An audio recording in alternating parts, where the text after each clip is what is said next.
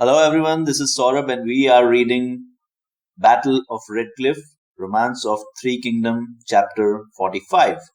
So let's get started.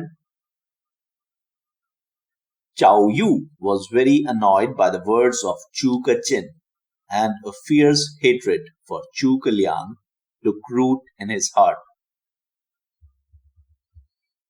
He nourished a secret resolve to make away with Chu Liang.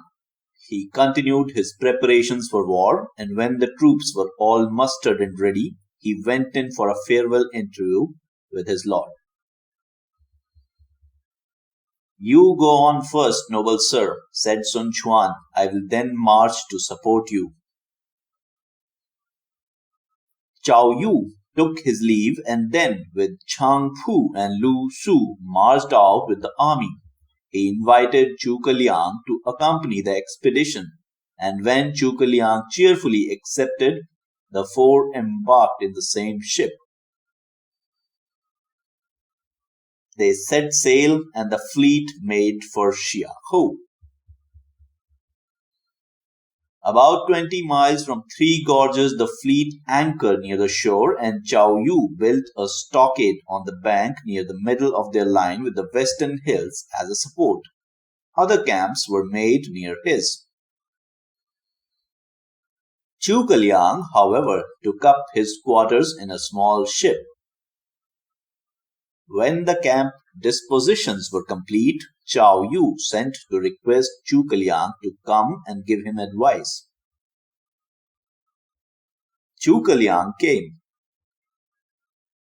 After the salutations were ended, Cao Yu said, "Cao Cao, though he had fewer troops than Yuan Shao, nevertheless overcame Yuan Shao because he followed the advice given by Shun Yao to destroy Yuan Shao's supplies at Wu Chao. Now Cao Cao has over 800,000 troops, while I have but 50 or 60,000.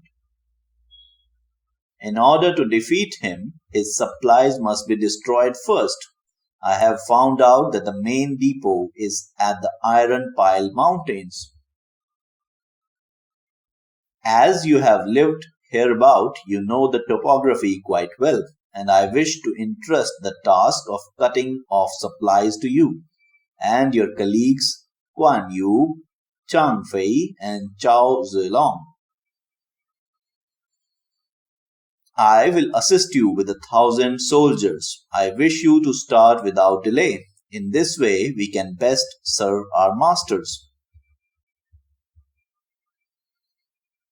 Chu Liang saw through this at once. He thought to himself, "This is a ruse in revenge for my not having been persuaded to enter the service of Southland.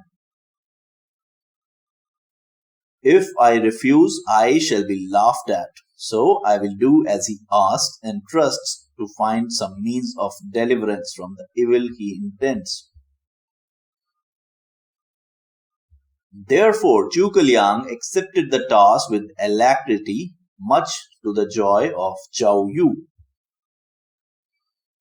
After the leader of the expedition had taken his leave, Lu Su went to Cao Yu secretly and said, "Why have you set him this task?" "Because I wish to compass his death without appearing ridiculous. I hope to get him killed by the hands of Cao Cao and prevent his doing further mischief." Lu Su left and went to see Chu Liang to find out if he suspected anything. Lu Su found him looking quite unconcerned and getting the soldiers ready to march. Unable to let Chu Liang go without a warning, however, Lu Su put a tentative question. "Do you think this expedition will succeed?" Chu Liang laughingly replied, "I am an adept at all sort of fighting, with foot, horse, and chariots on lands and marines on the water. There is no doubt of my success. I am not like you and your friend, only capable in one direction. What do you mean by our being capable only in one direction? Said Lu Su. I have heard the street children in your country singing. To lay an ambush, hold a pass. Lu Su is the man to choose. But when you on the water fight, Chow Yu is the man to use. You are only fit for ambushes and guarding passes on land, just as Chow Yu only understands fighting on water, said Zhuge Liang. Lu Su carried this story to Chow Yu, which only incensed him the more against Zhuge Liang. How dare he flout me, saying I cannot fight a land battle? I will not let him go. I will go myself with 10,000 troops and cut off Cao Cao's supplies. Lu Su went back and told this to Zhuge Liang, who smiled and said, Chow Yu only wanted me to go on this expedition because he wanted Cao Cao to kill me. And so I teased him a little, but he cannot bear that. Now is the critical moment, and Marquis Sun Quan and my master must act in harmony if we are to succeed. If each one tries to harm the other, the whole scheme will fail. Cao Cao is no fool, and it is he who usually attack enemies through cutting off their supplies. Do you not think Cao Cao has already taken double precautions against any surprise on his own depot? If Chow Yu tries, he will be taken prisoner. What he ought to do is to bring about a decisive naval battle, whereby to dishearten the northern soldiers and then find some other means to defeat them utterly. If you could persuade him what his best course was, it would be well. Without loss of time, Lu Su went to Chow Yu to relate what Zhuge Liang had told him. Chow Yu shook his head when he heard it and beat the ground with his foot, saying, This man is far too clever. He beats me 10 to 1. He will have to be done away with, or the Southland will suffer. Said Lu Su, This is the moment to use people. You must think of the country's good first of all. When once Cao Cao is defeated, you may do as you please. Chow Yu had to confess the reasonableness of this. Liu Pei had ordered his nephew Liu Qi to hold Jiangxia, while he and the bulk of the army returned to Xiahu. Thence he saw the opposite bank thick with banners and flags and glittering with every kind of arms and armors. He knew then that the expedition from the Southland had started, so he moved all his forces from Jiangxia to Fankou. Then he assembled his officers and said to them, Zhuge Liang went to Wu some time ago, and no word has come from him, so I know not how the business stands. Will anyone volunteer to go and find out? I will go, said Mi Chu. So presents were prepared and gifts of flesh and wine, and Mi Chu prepared to journey to the Southland on the pretext of offering a congratulatory feast to the army. He set out in a small ship and went down river. He stopped opposite the camp, and the soldiers reported his arrival to Chow Yu, who ordered him to be brought in. Mi Chu bowed low and expressed the respect which Liu Pei had for Chow Yu and offered the various gifts. The ceremony of reception was followed by a banquet in honor of the guest. Mi Chu said, Zhuge Liang has been here a long time, and I desire that he may return with me. Zhuge Liang is making plans with me, and I could not let him return, said Zhao Yu. I also wish to see Liu Bei, that we may make joint plans. But when one is at the head of a great army, one cannot get away even for a moment. If your master would only come here, it would be very gracious on his part. Mi Chu agreed that Liu Bei might come and presently took his leave. Then Lu Su asked Zhou Yu, "What is your reason for desiring Liu Bei to come?" "Liu Bei is the one bold and dangerous man and must be removed. I am taking this opportunity to persuade him to come when he shall be slain. A great danger will cease to threaten our interest." Lu Su tried to dissuade him from their scheme, but Zhao Yu was deaf to all Lu Su said. Zhao Yu even issued orders, arrange 100 executioners to be ready to hide within the lining of the tent if Liu Bei decides to come, and when I drop a cup, that will be a signal for them to fall on and slay him. Mi Chu returned and told Liu Bei that his presence was desired by Zhao Yu. Suspecting nothing, Liu Bei at once ordered them to prepare a fast vessel to take him without loss of time. Guan Yu was opposed to his going, saying, "Zhao Yu is artful and treacherous, and there is no news from Zhuge Liang. Pray think more carefully." Liu Bei replied, "I have joined my forces to theirs in this attack on our common enemy. If Zhao Yu wishes to see me and I refuse to go, it is a betrayal. Nothing will succeed if both sides nourish suspicion. If you have finally decided to go, then I will go with you," said Guan Yu. "And I also," cried Chang Fei. But Liu Bei said, "Let Guan Yu come with me while you and Zhao Zilong keep guard. Jian Yong will hold Xian. I shall not be away long." So leaving these orders, Liu Bei embarked with Guan Yu on a small boat. The escort did not exceed 20. The light craft traveled very quickly down the river.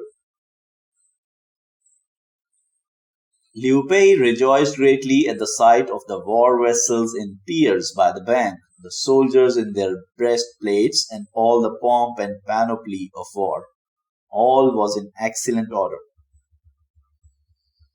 As soon as he arrived, the guards ran to tell Zhao Yu.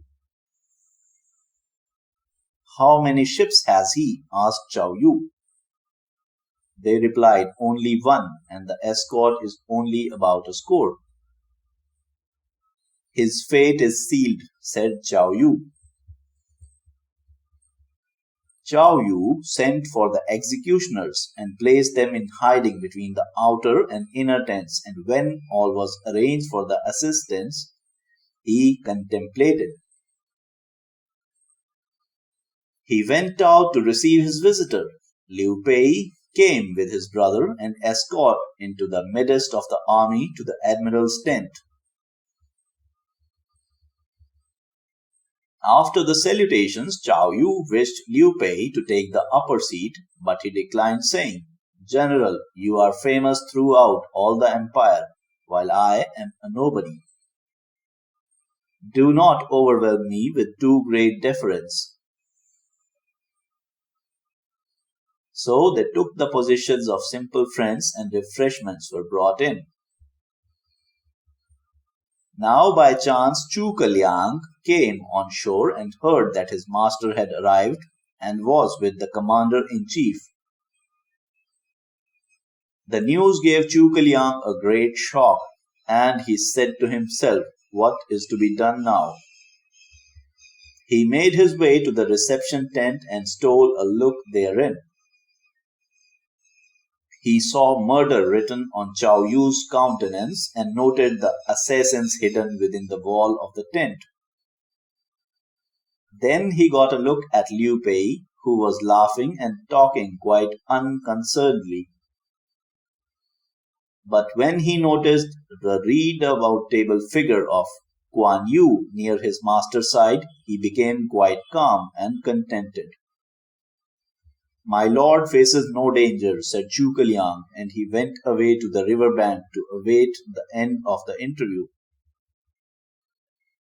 Meanwhile, the banquet of welcome proceeded. After the wine had gone around several times, Chow Yu picked up a cup to give the signal agreed upon. But when at that moment Chow Yu saw so fierce a look upon the face of the trusty henchman who stood sword in hand behind his guest, that Chow Yu hesitated and hastily asked who he was. This is my brother Guan Yu, replied Liu Pei. Chow Yu, quite startled, said, Is he the slayer of Yan Liang and Wan Chou? Exactly, he it is, replied Liu Pei. The sweat of fear broke out all over Chow Yu's body and trickled down his back. Then he poured out a cup of wine and presented it to Guan Yu. Just then Lu Su came in, and Liu Pei said to him, Where is Zhuge Liang? I would trouble you to ask him to come. Wait till we have defeated Cao Cao, said Chow Yu, then you shall see him. Liu Pei dared not repeat his request, but Guan Yu gave him a meaningful look, which Liu Pei understood and rose, saying, I would take leave now. I will come again to congratulate you when the enemy has been defeated and your success shall be complete. Chow Yu did not press him to remain but escorted him to the great gates of the camp, and Liu Pei left. When he reached the river bank, they found Zhuge Liang awaiting them in their boat. Liu Pei was exceedingly pleased, but Zhuge Liang said, Sir, do you know in how great danger you were today? Suddenly sobered, Liu Pei said, No, I did not think of danger. If Guan Yu had not been there, you would have been killed, said Zhuge Liang. Liu Pei, after a moment's reflection, saw that it was true. He begged Zhuge Liang to return with him to Feng Kou, but Zhuge Liang refused. I am quite safe, said Zhuge Liang. Although I am living in the tiger's mouth, I am as steady as the Taishan mountains. Now, my lord, return and prepare your ships and soldiers. On the 20th day of 11th month, send Zhao Zilong with a small ship to the south bank to wait for me. Be sure there is no miscarriage. What are your intentions? Said Liu Pei. When the southeast wind begins, I shall return. Liu Pei would have questioned him further, but Zhuge Liang pressed him to go, so the boat started upriver again. While Zhuge Liang returned to his temporary lodging. The boat had not proceeded far when appeared a small fleet of 50 ships, sweeping down with the current, and in the prow of the leading vessel stood a tall figure armed with a spear. Guan Yu was ready to fight, but when they were near, they recognized that was Chang Fei, who had come down fearing lest his brother might be in some difficulty, from which the strong arm of Guan Yu might even be insufficient to rescue him. The three brothers thus returned together.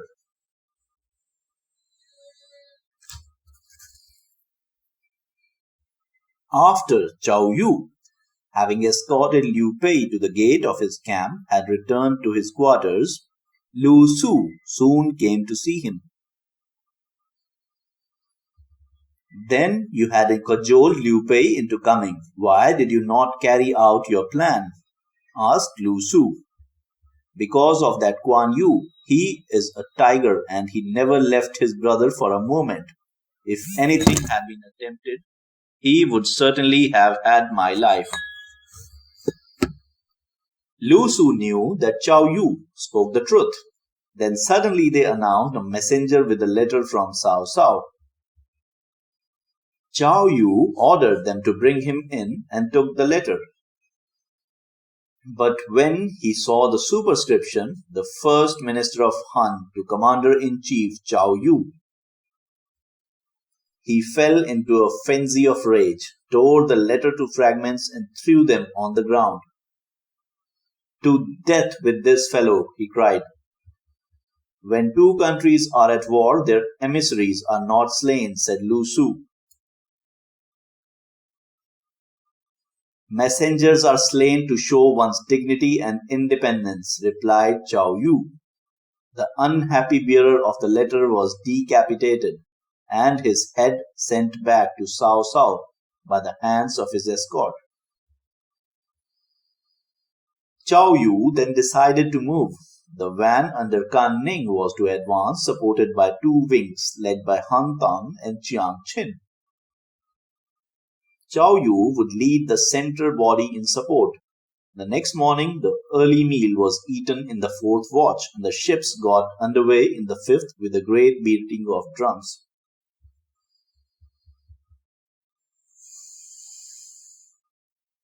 Cao Cao was greatly angered when he heard that his letter had been torn to fragments,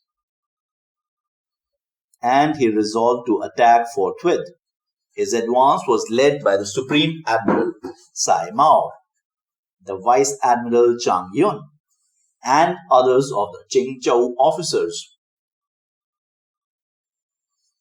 who had joined his side. Cao Cao went as hastily as possible to the meeting of the three rivers and saw the ships of the Southland sailing up. In the bow of the foremost ship from the south stood a fine figure of a warrior who cried, I am Kan Ning. I challenge anyone to combat.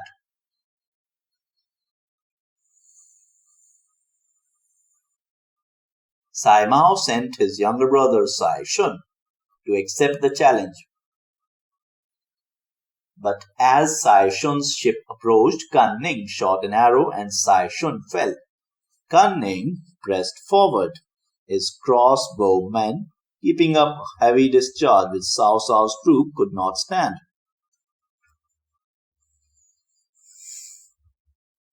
The wings of Han Dang from the left and Chiang Chin from the right also joined in. Cao Cao's soldiers, being mostly from the dry plains of the north, did not know how to fight effectively on the water.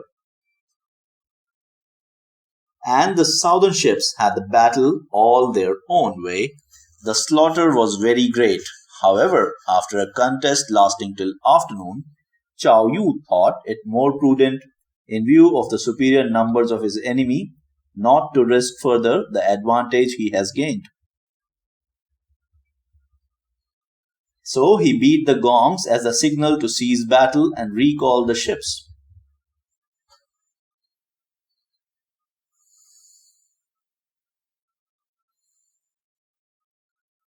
Cao Cao was worsted, but his ships returned to the bank, where a camp was made and order was restored. Cao Cao sent for his defeated leaders and reproached them, saying, You did not do your best. You let an inferior force overcome you.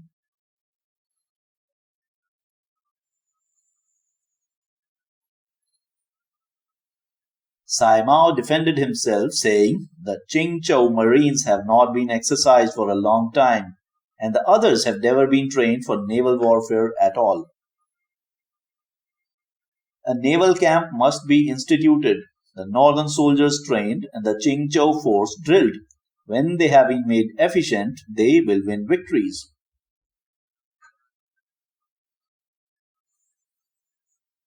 You are the supreme admiral. If you know what should be done, why have you not done it? Said Cao Cao. What is the use of telling me? So Sai Mao and Chang Yun organized a naval camp on the river bank. They established 24 water gates, with the large ships outside as a sort of rampart. And under their protection, the smaller ships went to and fro freely.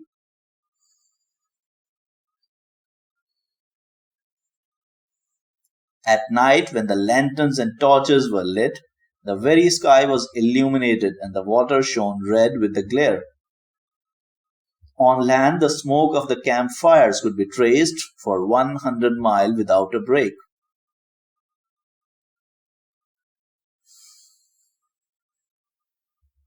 Zhao Yu returned to camp and feasted his victorious fighting force. A messenger bore the joyful tidings of victory to his master Sun Quan.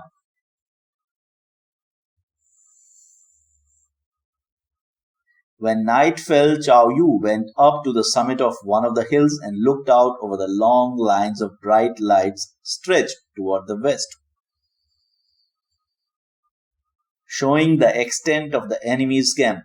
He said nothing, but a great fear came in upon him.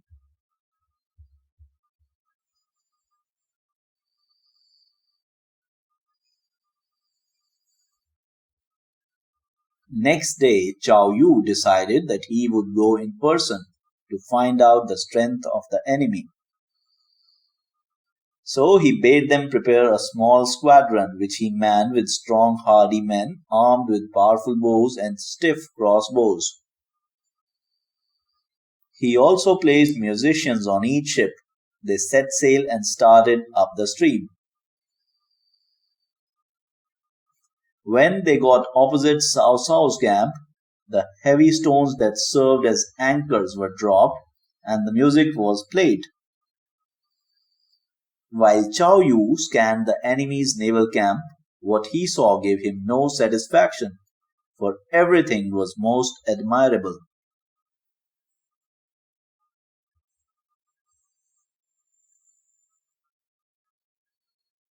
He said, "How well and correctly built is that naval base? Anyone knows the name of those in command?"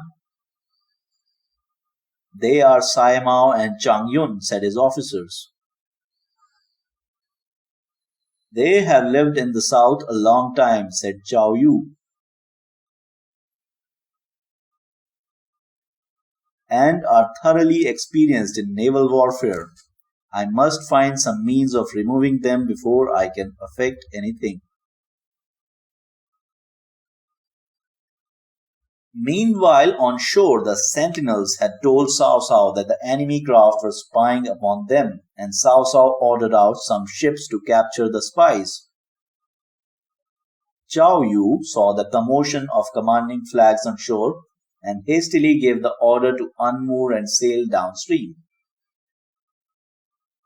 The squadron at once got underway and scattered. To and fro went the oars, and each ship seemed to fly. Before Cao Cao's ship could get out after them, they were all far away.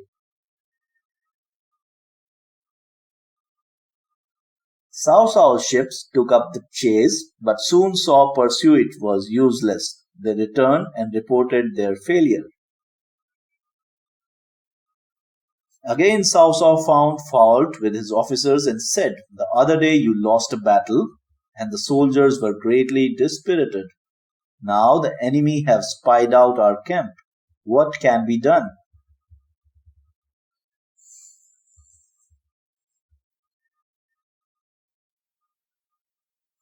In eager response to his question, one stepped out, saying, "When I was a youth, Chao Yu and I were fellow students and pledged friends. My 3-inch tongue is still good, and I will go over and persuade him to surrender."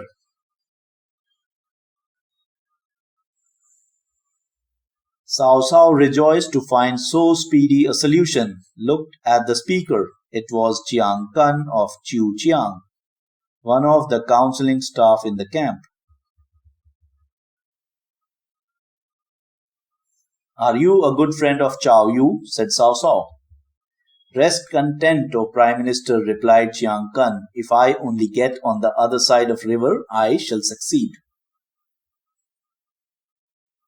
What preparations are necessary? Asked Cao Cao. Just a youth as my servant and a couple of rovers, nothing else. Cao Cao offered him wine, wished him success, and sent him on his way. Clad in a simple linen robe and seated in the little craft, the messenger reached Zhao Yu's camp and bade the guard say that an old friend, Chiang Kun, wished to see him.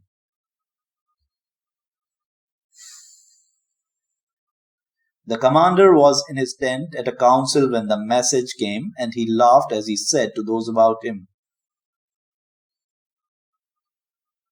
"A persuader is coming." Then he whispered certain instructions in the ear of each one of them, and they went out to await his arrival. Chow Yu received his friend in full ceremonial garb. A crowd of officers in rich silken robes were about him. The guest appeared his sole attendant, a lad dressed in a simple blue gown. Chiang Kun bore himself proudly as he advanced, and Chow Yu made a low obeisance. "You have been well, I hope, since last we met," said Chiang Kun. "You have wandered far and suffered much in this task of emissary in Cao Cao's cause," says Chow Yu. "I have not seen you for a very long time," said the envoy, much taken aback, "and I came to visit you for the sake of old times.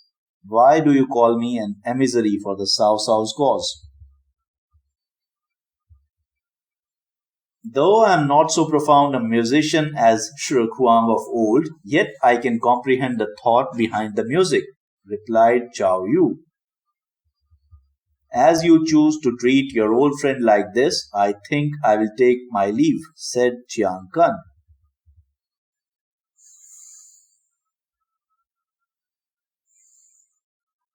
Chow Yu laughed again, and taking Chiang Kun by the arm, said, "Well, I feared you might be coming on his behalf to try to persuade me. But if this is not your intention, you need not go away so hastily."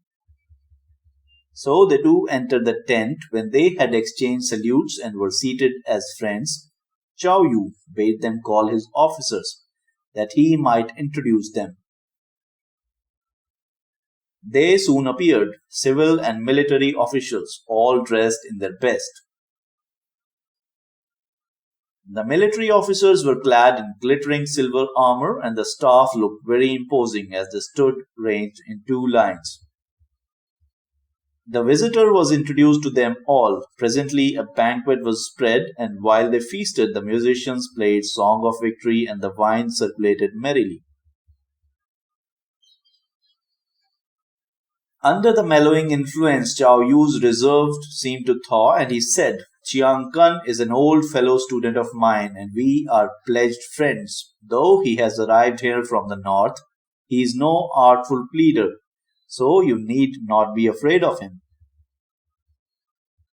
Then Chow Yu took off the commanding sword which he wore as commander-in-chief and handed it to Tai Shi, saying, "You take this and wear it for the day, as master of the feast.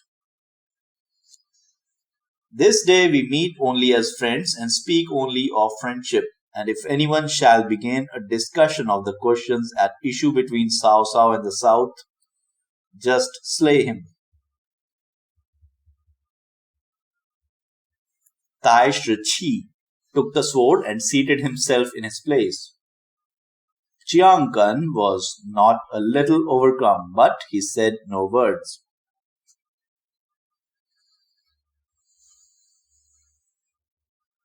Chow Yu said, "Since I assumed command, I have tasted no drop of wine, but today, as an old friend is present and there is no reason to fear him, I am going to drink freely." So saying, he quaffed a huge goblet and laughed loudly. The rhinoceros cups were swiftly round from guest to guest till all were half drunk. Then Chow Yu, laying hold of the guest's hand, led him outside the tent. The guard who stood around all raised themselves up and seized their shining weapon. "Do you not think my soldiers a fine lot of fellows?" said Chow Yu. "Strong as bears and bold as tigers," replied Chiang Kun. Then Chow Yu led him to the rear of the tent, whence he saw the grain and forage piled up in mountainous heaps. "Do you not think I have a fairly good store of grain and forage? Your troops are brave and your supplies ample. The empire's gossip is not baseless, indeed." Chow Yu pretended to be quite intoxicated and went on. "When you and I were students together, we never looked forward to a day like this, did we? For a genius like you, it is nothing extraordinary," said the guest.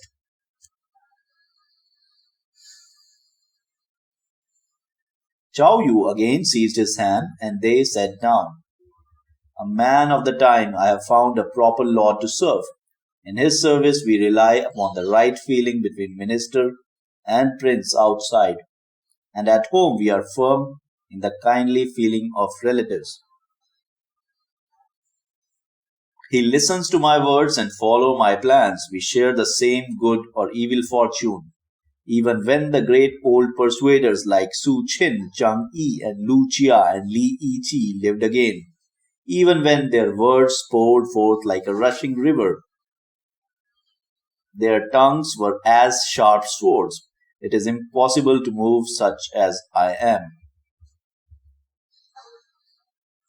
Chow Yu burst into a loud laugh as he finished, and Chiang Kun's face had become clay colored.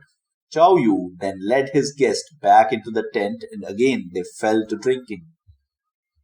Presently Chow Yu pointed to others at table and said, "These are all the best and bravest of the land of the south. One might call this the gathering of the heroes." They drank on till daylight failed and continued after lamps had been lit. Chow Yu even gave an exhibition of swordplay and sang a song. A burst of applause greeted the song. By this time it was getting late, and the guest begged to be excused. "The wine is too much for me," said Chiang Kun. The host bade them clear the table. As all the others left, Chow Yu said, "It has been many a day since I shared a couch with my friend, but we will do so tonight." Putting on the appearance of irresponsible intoxication, he led Chiang Kun into the tent and they went to bed. Chow Yu simply fell, all dressed as he was, and lay there emitting uncouth grunts and groans, so that the guest's sleep was impossible. Chiang Kun lay and listened to the various camp noises without and his host's thunderous snores within. About the second watch he rose and looked at his friend by the dim light of the small lamp. He also saw on the table a heap of papers, and coming out and looking at them furtively, he saw they were letters. Among them he saw one marked as coming from Sai Mao and Chang Yun, Cao Cao's Supreme Admiral and Vice Admiral. He read it, and this is what it said: "We surrendered to Cao Cao not for the sake of pay, but under stress of circumstances. Now we have been able to hold these northern soldiers into this naval camp, but as soon as occasion offers, we mean to have the rebel's head to offer as a sacrifice to your banner. From time to time there will be reports as occasion serve, but you may trust us. This is our humble reply to your letter."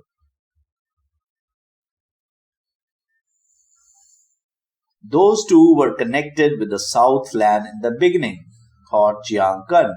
So he secreted the letter in his dress and began to examine the others. But at that moment Zhao Yu turned over and so Chiang Kun hastily blew out the light and went to his couch.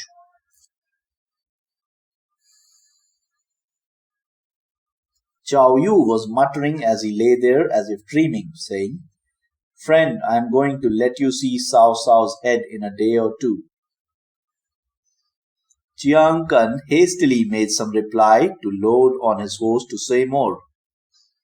Then came, "Wait a few days, you will see Cao Cao's head, the old wretch."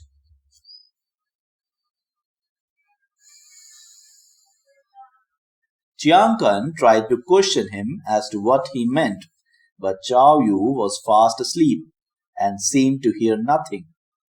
Chiang Kun lay there on his couch wide awake till the fourth watch was beating. Then someone came in saying, "General, are you awake?" At that moment, as if suddenly awakened from the deepest slumber, Zhao Yu started up and said, "Who is this on the couch?" The voice replied, "Do you not remember, General? You asked your old friend to stay the night with you. It is he, of course." "I drank too much last night," said Chow Yu in a regretful tone, "and I forgot I seldom indulge to excesses and am not used to it. Perhaps I said many things I ought not to." The voice went on, "A man has arrived from the north." "Speak lower," said Chow Yu, and turning towards the sleeper he called him by name. But Chiang Kun affected to be sound asleep and made no sign. Chow Yu crept out of the tent while Chiang Kun listened with all his ears. He heard the man say, "Sai Mao and Chang Yun, the two commanders, said that they cannot execute the plan in a hurry."